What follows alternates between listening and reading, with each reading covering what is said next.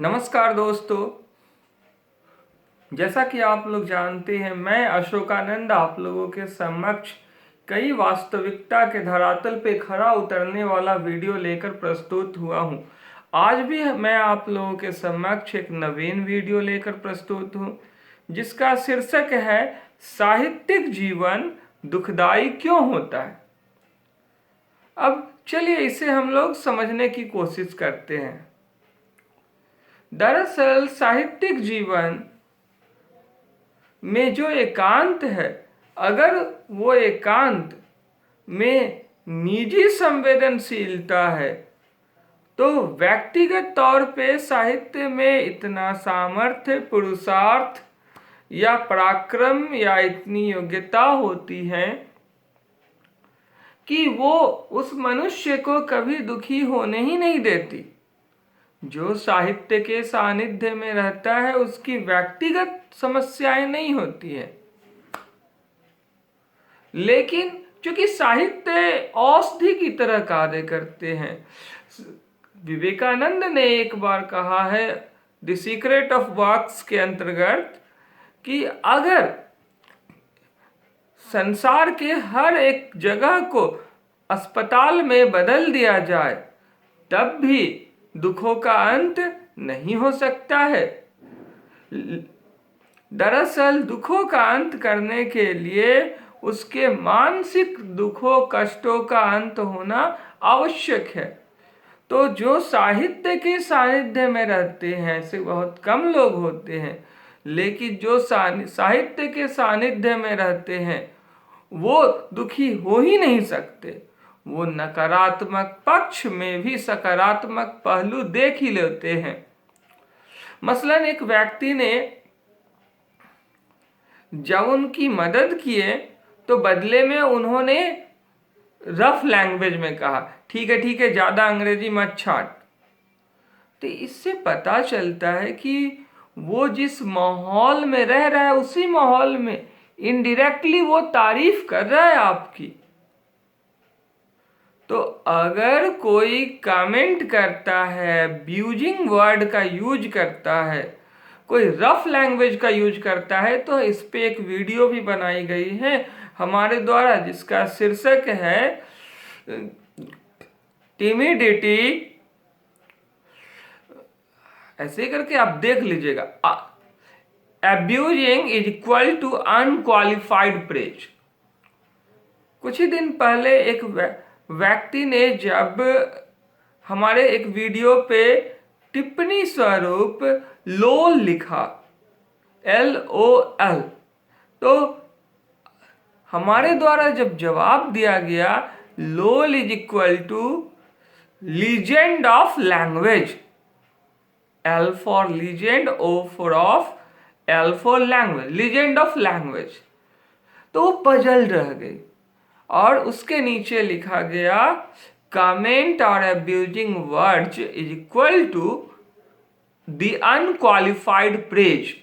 तो इससे क्या समझ में आती है? वो बाद में शर्मिंदा भी हुए और बाद में उन्होंने फ्रेंडशिप करने का रिक्वेस्ट भी किया। ये तो उनकी महानता है कि बहुत जल्दी लाइन पे आ गए, नहीं तो आजकल फैनेटिक लोगों की या क्योटिक लोगों की कोई सीमा भी नहीं है, और जो सही है वो तो सही है ही। तो साहित्यिक जीवन ऐसा होता है जो हर गलत परिस्थिति में भी देखा जाए तो अच्छाई देख लेता है। देखने वाले तो भूत प्रेत में भी राम और कृष्ण को देख लेते हैं और भूत प्रेत में भी काली माँ और शंकर को देख लेते हैं।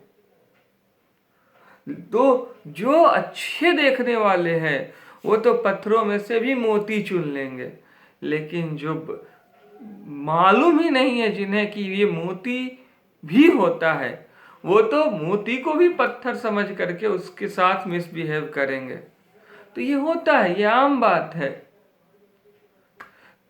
और साहित्यिक जीवन हमेशा देखिएगा दुखदाई होता है, क्योंकि साहित्यिक जीवन में जो मैचिंग कंसेप्ट होता है, खास तौर से दाम्पत्य जीवन का, सामाजिक जीवन का, ये बहुत ही कष्टकारक होता है। शादी कीजिएगा तो भी समस्या है, शादी ना कीजिएगा तो भी समस्या है। जब से पैसे आए हैं तब से अधीनता को देखने, पैसे की अधीनता को देखने के कारण इंसान बंधन में पड़ जाता है। ये तो हम सभी को जानते हैं। गंगापुत्र भीष्म और आचार्य द्रोण भी कह चुके हैं कि मनुष्य को अर्थ, धन या प्रतिज्ञा का दास नहीं होना चाहिए। थोड़ा सा हम लोग और आगे चले तो हम लोग पाते हैं कि एक इवेंट में स्वयं भारत के माननीय राष्ट्रपति डॉक्टर APJ अब्दुल कलाम को भी कुछ लोग जो बुद्धिजीवी कहते हैं नीचे बैठने पे मजबूर कर दिए थे। पर यह उनकी महानता है। जब वो दृश्य देखे तो हमें स्मरण हो आया जनक के दरबार का वो अष्टावक्र का दृश्य। बहरहाल साहित्यिक जीवन तो दुखदाई होता ही है। समस्याएं अपनी नहीं होती हैं, समस्याएं अगले की होती हैं। साहित्यिक जीवन ये बात की पुष्टि करते हैं कि खुशियां धन दौलत में नहीं पाई जाती हैं, और आप समझ लेते हैं। और जब कोई अभावग्रस्त व्यक्ति आपके पास आता है, रोज रोज आपके घर में आकर बैठते हैं, आपके गेट को नॉक करते हैं, आपको सर बोल करके अंदर आ करके बैठते हैं, तो आप उन्हें साहित्यिक दृष्टिकोण से अपना लेते हैं, उनसे दिल का रिश्ता जोड़ते हैं, भावनात्मक तौर पर जुड़ जाना चाहते हैं। पर इसका परिणाम ऐसा होता है कि अगला आपको यूज करने लगता है, फिर मिसयूज करने लगता है। तो ऐसा नहीं होना चाहिए। आप किसी व्यक्ति विशेष के लिए मानवता तक काम आते हैं, ये सही बात है। मानवता की सीमा लांघ करके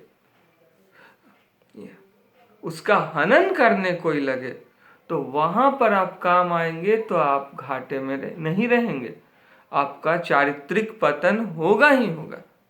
लोग आपके मानस पटल पे हावी होने लगेंगे, आपकी अच्छाई का नाजायज फायदा उठाने लगेंगे।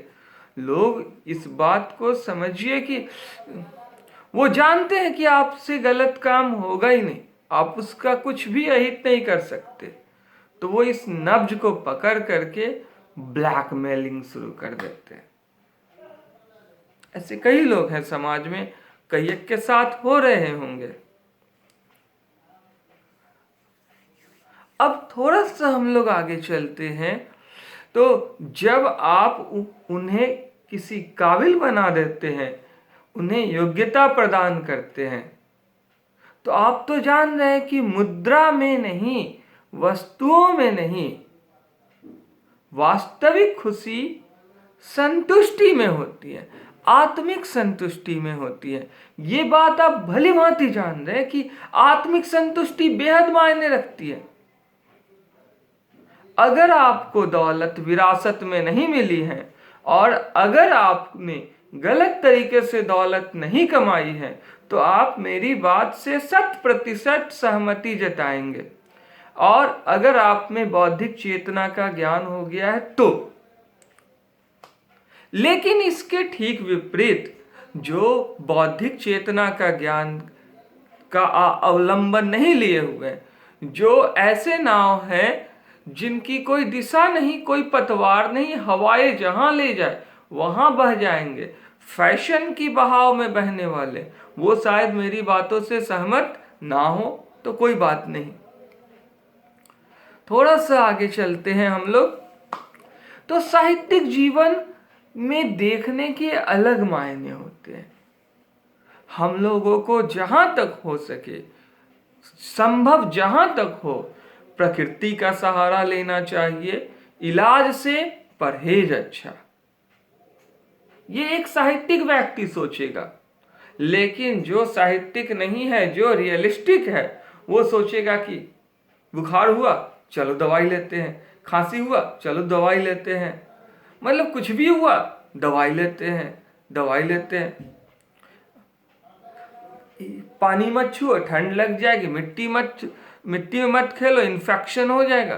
कुछ भी वो करते हैं, उन्हें अपनी रोग निरोधक क्षमता पे और अपनी दिनचर्या पे, अपने खान पान पे ही विश्वास नहीं है। अगर एक व्यक्ति,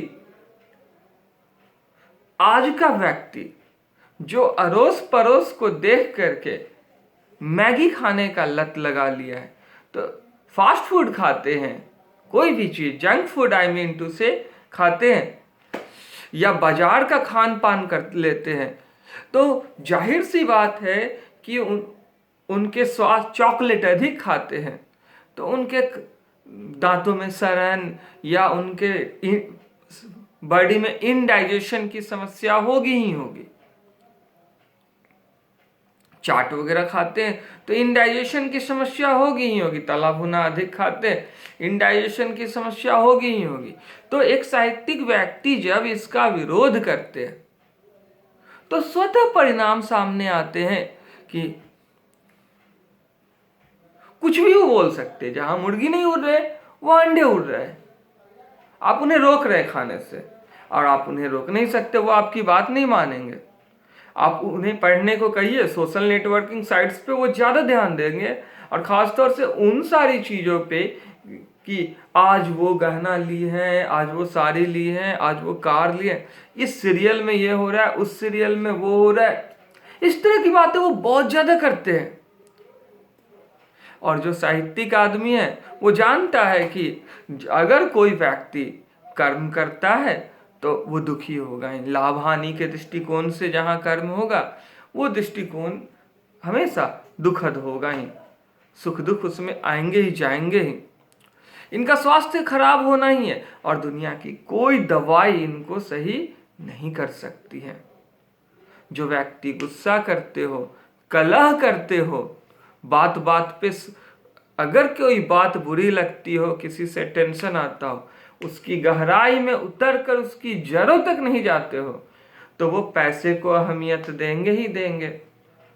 वो उस व्यक्ति को, जो साहित्यिक व्यक्ति कह रहे हैं कि मैगी मत खाइए, स्वास्थ्य के लिए हानिकारक, मतलब फास्ट फूड जंक फूड नहीं खाइए, स्वास्थ्य के लिए हानिकारक है, उसके खिलाफ हो ही जाएंगे। नूडल वगैरह से परहेज कीजिए, बाजार का खाना से परहेज कीजिए, तो वो उसके खिलाफ हो ही जाएंगे। घर का पौष्टिक भोजन कीजिए, उसके खिलाफ हो ही जाएंगे। और वो साहित्यिक व्यक्ति को दुखों का सामना करना पड़ेगा। उनको से बचने के लिए लोग रो देते हैं, उनके जितना सही नहीं है तो रो करके अपनी बात बनवा लेते हैं। घर में ताकतवर है तो लड़ करके बनवा लेते हैं, अपनी जिद करके बनवा लेते हैं। वो साहित्यिक व्यक्ति करे तो क्या करे, उसके अपने और उसके अपने लोगों की खुशियां उसके सामने में मुट्ठी में बंद रेत के समान फिसलती चली जाती है, उसके हाथों से निकलती चली जाती है, और वो खड़े खड़े तमाशा देखते रहता है। और तो और उसके जीवन में कलेश आ जाते हैं, एक ऐसी कलेश जो कभी न खत्म होने वाली हो। लोग उसका शोषण करने लगते हैं, उसकी भावनाओं के साथ खेलने लगते हैं। जो चीजें कल उसकी अच्छाइयां दिख रही थी, लोग उसकी कोई भी बात मानने से इनकार कर दे रहे हैं, वो चीजें उसकी बुराइयों में तब्दील हो जाती है।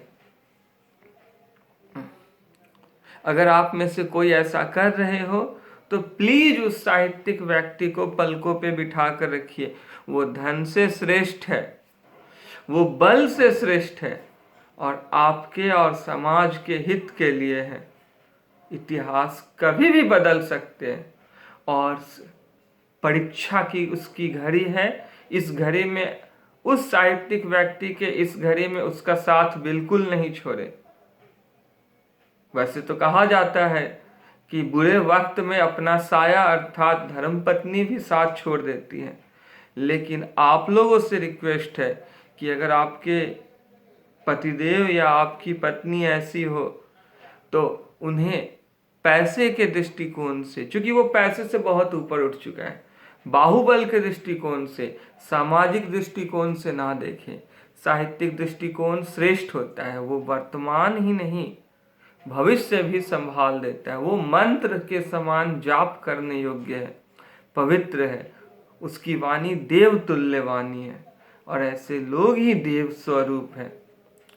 और जहाँ इनकी पूजा नहीं होती है वहाँ तो रोग बलाए दिन में ही घूमते हैं। उम्मीद करते हैं वीडियो पसंद आई होगी। इसे ज़्यादा से ज़्यादा शेयर, कमेंट, लाइक और सब्सक्राइब